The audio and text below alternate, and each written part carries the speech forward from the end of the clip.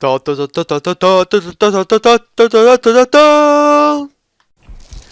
guys, and welcome to a review of Infamous Second Son, a graphically beautiful game that lacks a story but still remains to be amazingly fun. Fan you are. And that being said, I'm just going to go out and say the graphics of this game are some of the best graphics I've ever seen in a video game. And of course I'm probably over-exaggerating because I just played through a lot of the game. But still, the game is visually stunning. It's really beautiful. The environments look good, the enemies look good, you look good, your powers look good, everything looks good. And that being said, if it was on the old gen, I feel like it would have frozen up a lot.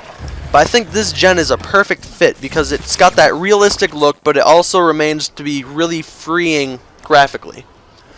It also has a really good art style. As you'll see, I'm about to use all three of the power choices you have. Each power has a very nice art style to it.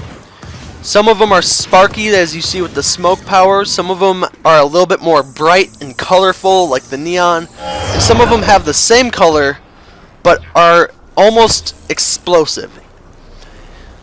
Also, each character has a very unique style to them. As you see, I'm Delsin right now, and Delsin has a very nice look to him. He's got a beautiful face. Okay, this is getting awkward. Anyways, the game has a very nice art style. It also has a variety of powers, each giving its own perks. I'm using the smoke powers like main explosive attack, and it's cool. It looks really nice. It ran smoothly, and what's nice about the smoke power is it's in the middle of both the powers. If I want to fight in a regular pace, I'm going to use smoke. This is the neon, and the neon is a lot slower paced considering, but can be fast paced when it wants. It's very balanced.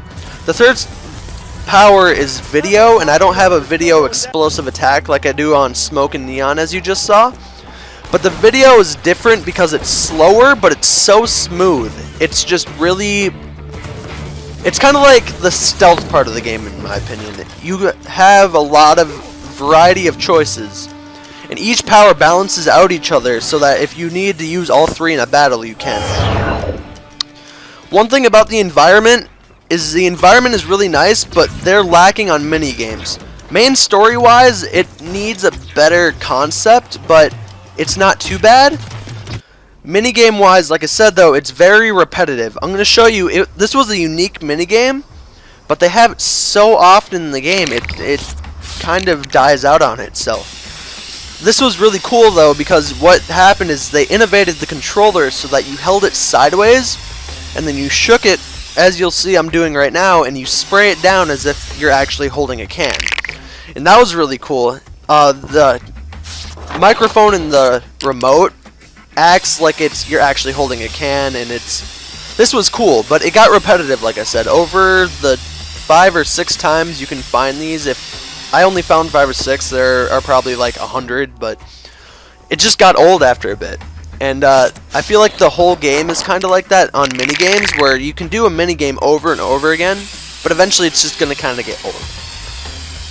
I'm going to finish off spraying this.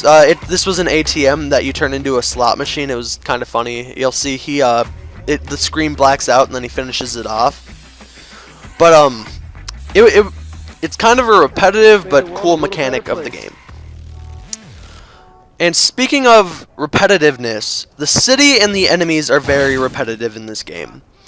The boss battles, as you're about to see right now, those were unique, and they were huge, exciting boss battles that I hadn't seen in the game for a while. But the other battles where you just fight, the regular droogs of the game, those weren't as exciting. Those were, you fight the same guy over and over again, and then they send more of the guy after you. And maybe these ones are a little bit stronger, but it's just another wave of enemies. And that was a little bit annoying, but the powers being so different as they are, it made it fun no matter who you were facing. If you're facing a giant guy like this or a mini guys like them, as long as you use the powers correctly, you have such a wide variety, you're going to be having fun. One other thing about it, it is lacking story-wise. I can't really represent story-wise in a video, but a few of the things in the story could have been shown a little bit better, and in my opinion they weren't. But considering the fun of the gameplay, I don't think it really matters. So overall in the game, I think it's too fun to put down. Even though it's lacking story-wise, and even though it's a little bit repetitive, your choice of powers and how you run through the game is really important, and it makes it really, really fun.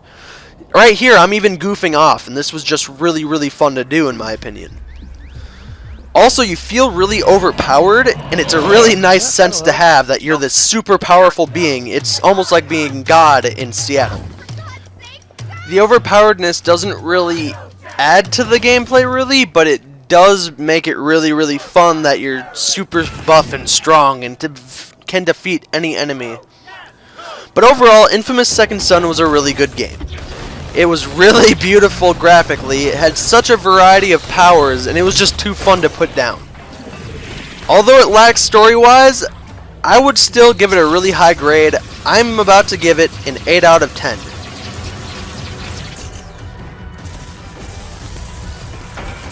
Concrete on it, but still going down.